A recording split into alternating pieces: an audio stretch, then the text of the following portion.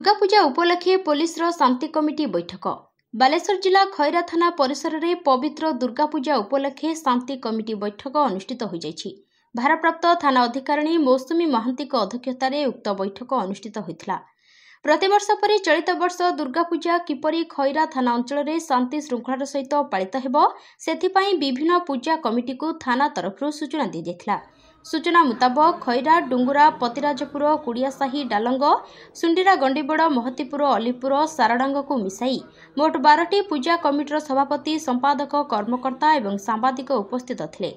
सोर कुपारी रास्ता यातायात करुवा भारीजान गुड़ी को अष्टमी ठारू दशमी पर्यंत बंद रखा एवं खराब हो पड़ा मुख्यतः सोर कुपारी रास्ता को पूजा उपलक्षे मरामती निमंते पूजा कमिटी तरफ भारप्राप्त थाना अधिकारी निकट में दाबी करथिले।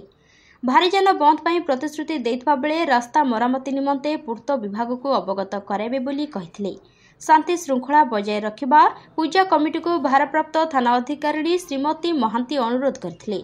जदि कौनसी स्थान में किसी समस्या देखा दिए तुरंत थाना को खबर देवाई मोबाइल नंबर मध्य देथिले। ए क्षेत्र में पूर्ण सहयोग करने उपस्थित गणमाध्यम प्रतिनिधि मानक मध्य निवेदन करथिले भारप्राप्त आईआईसी श्रीमती महांती। एही अवसर में रास्ता मरामती निमंते पूर्त विभाग उद्देश्य एक दाबीपत्र आईआईसी को पूजा कमिटी तरफ प्रदान करा जायथिला।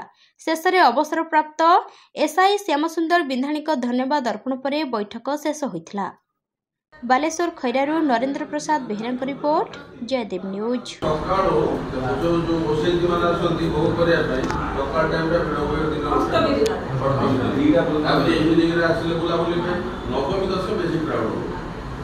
तीन दिन